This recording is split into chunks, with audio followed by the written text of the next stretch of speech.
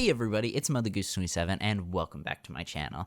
As many of you know, I am a huge Warhammer fan. I am also a huge Total War fan, and as such, Total War Warhammer 3 was my most anticipated game for 2022. I've been waiting for this game since SEGA announced that they were doing a trilogy based on the Warhammer Fantasy Battle universe. I have been so excited for this game.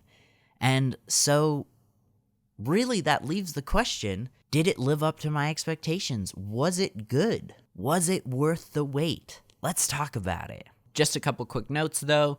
This video will contain spoilers for the end of the campaign. If you haven't finished it yet, and you don't want spoilers, feel free to come back once you have. Also, all the footage you're going to be seeing today comes from my live streams. So if you want to check any of those out, I've got a Total War Warhammer 3 live streams playlist here on my channel. Also, I stream here on YouTube, so I'm not exactly sure when this video is coming out, but I do still plan to stream a Kislev campaign here pretty soon. So at the point of me recording this, I have approximately 60 hours in the game, and I'm sure I will have countless more by the end of its lifespan. So let's get my basic thoughts out of the way. I absolutely love this game. It is so fun. It was a good progression from the previous two games and featured almost everything I was hoping for. I think the big thing missing would be naval battles, but looking at the map for the main campaign, there really wasn't room for naval combat, but who knows, maybe the combined map will have it. But in all honesty, this game is really good. Not perfect, but really good. Let's start by talking about the campaign.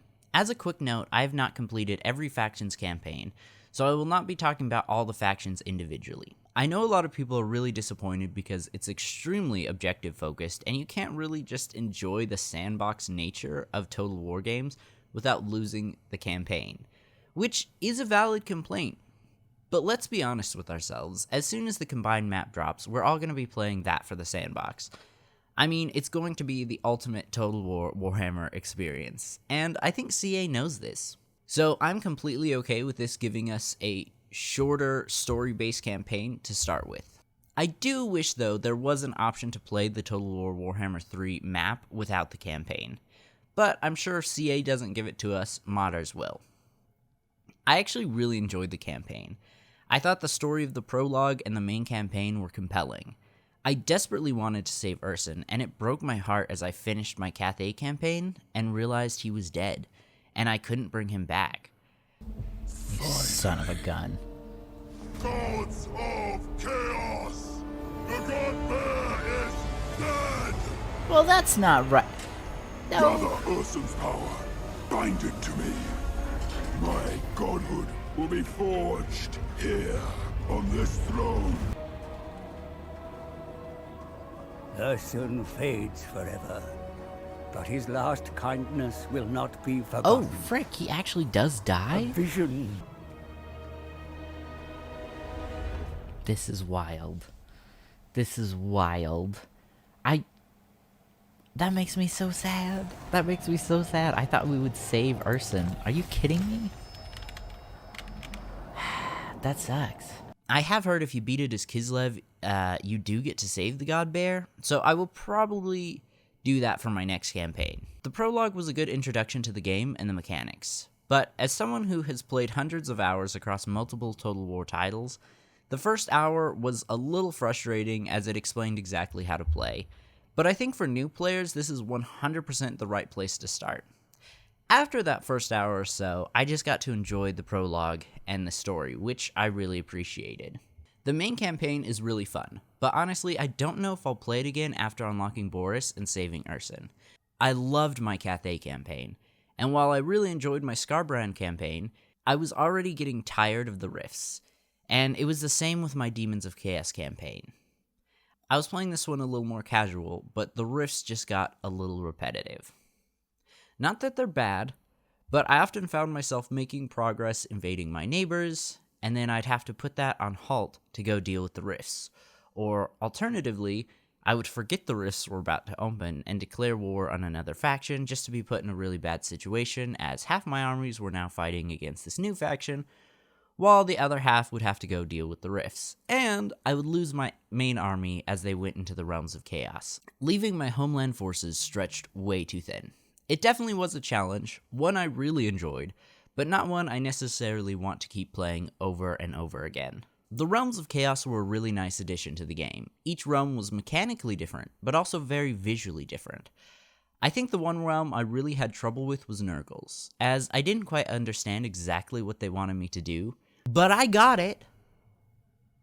Eventually. The easiest realm was definitely Slaanesh. The only caveat is you have to be the first one in, as you can only traverse one ring per turn. If you're not, unless the faction who beat you there takes one of Slaanesh's temptations, or died to one of their armies, there is no way you'll be able to beat them to the Demon's Soul. Tzeentch's maze can be a little frustrating, but I never really had much trouble with it. I think I only took the wrong portal once, maybe twice, but it is another one where you need to move fast or another faction can beat you to the soul. Khorne was probably the most simple of the four realms. Kill or be killed, and if you shed enough blood, you get the chance to face one of his champions. While I did struggle through these realms, I was lucky enough to get the Demon Prince's soul each time I went. This leads to a point of contention a lot of players have with the game. If you don't collect all the souls before the AI faction does, you can lose the campaign, which is understandably frustrating, especially after pouring countless hours into a campaign like this. But I think if there was no chance of losing, there would be no motivation to actually move forward. Let's talk about the survival battles. To be honest, I skipped and auto-resolved most of them. Don't get me wrong, I really enjoyed the ones I did play. They were challenging, fun to play, and added a nice new form of combat to the series that felt really refreshing. But after playing through 5 to 10 turns approximately within whatever realm of chaos I was in, I was just eager to get my main army back home to aid in whatever war efforts I had going on. And there were a couple times I desperately needed that main army home. Be'lakor, on the other hand, we could not auto-resolve, which I appreciated. I think it's really cool that we actually get a final boss to face. It took me around 4 to 5 tries to actually beat him as Cathay my first time going in, and I had to go back a couple times and rework my army comp to beat him. But in the end, it felt so good to finally win that final survival battle. As Skarbrand, as soon as I entered that last realm of chaos, I created a new army at my capital with a comp I felt pretty confident could beat Be'lakor, and as soon as Skarbrand returned, I switched the two armies out and sent Skarbrand in, and it was a slaughter. Be'lakor didn't even stand a chance, which felt really good after he continually kicked my butt as Cathay. As a quick side note, I've not played the multiplayer battles yet, and at the moment I don't really have the desire to. Just being honest, I'm more of a single player kind of a guy. But if I do play the multiplayers, I probably will stream them with a group of friends, and I'll let you guys know what I think when that time comes. Okay, let's talk about some of the new mechanics and features. The updated diplomacy feature was really nice. It helped a lot in my Cathay campaign. On the other hand, it was almost no use in my Skarbrand campaign, but that's just because of how Skarbrand works. But I'm very excited to have access to it in the combined map. The siege rework was really nice. Siege battles felt really refreshing, not only as the defender, but as the attacker as well. I'm hoping now that walls can be broken, we can get larger monsters.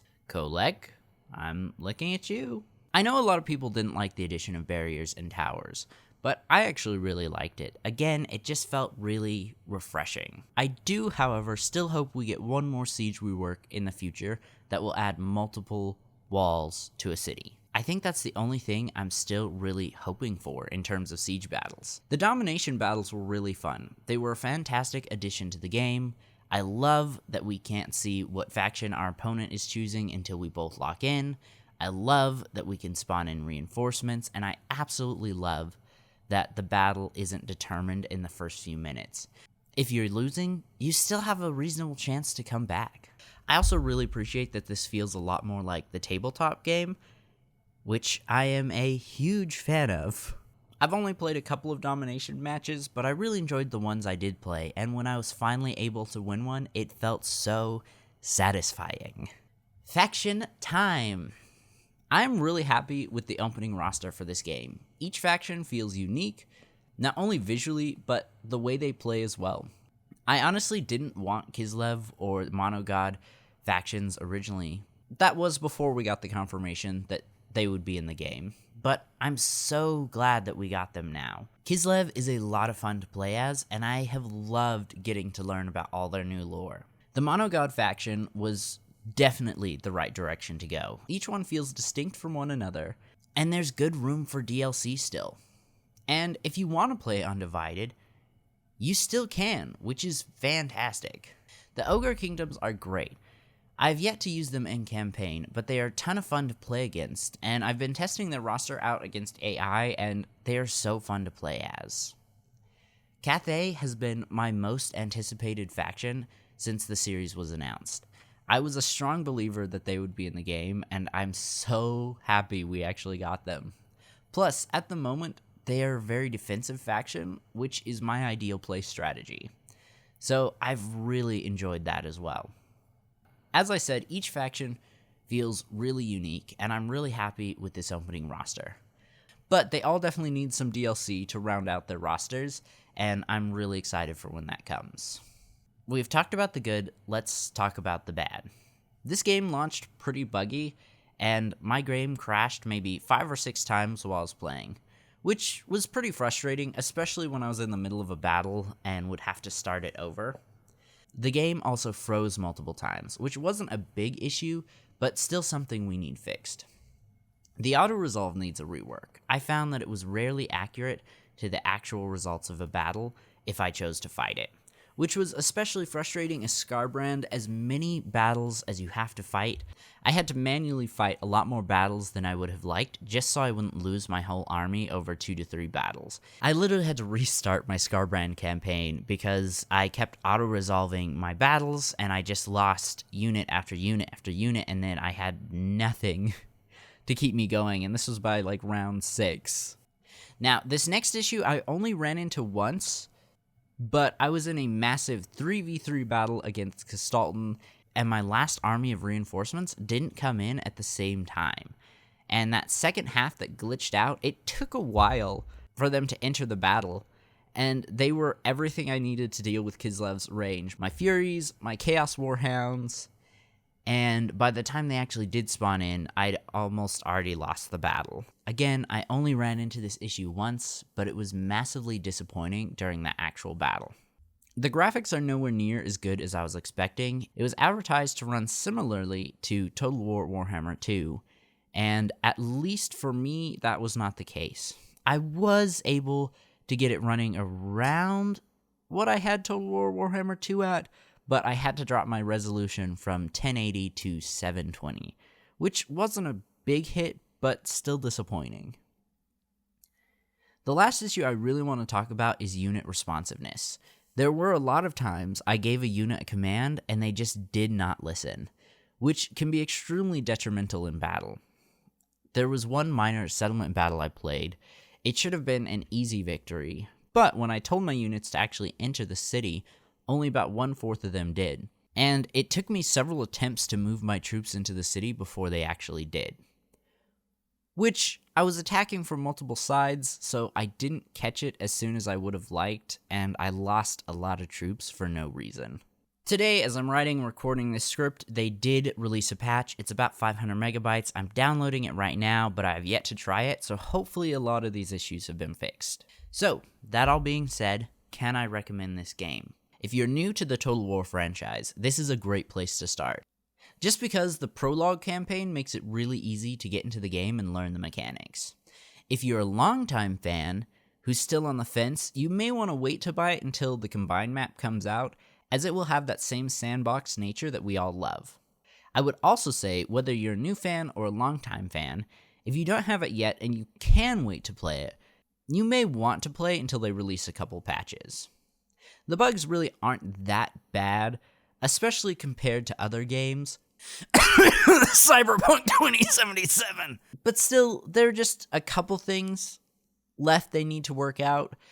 Honestly, I would give this game a solid 8 out of 10, with the belief that through DLC and patches, it could become an incredible 10 out of 10. No doubt. Well, that's all I have for you today. Let me know in the comments, did you love it? Did you hate it? What was your favorite faction? Let's have a discussion on it. Also, don't forget to like and subscribe to join the flock, and I will see you in the next one. Mother Goose out.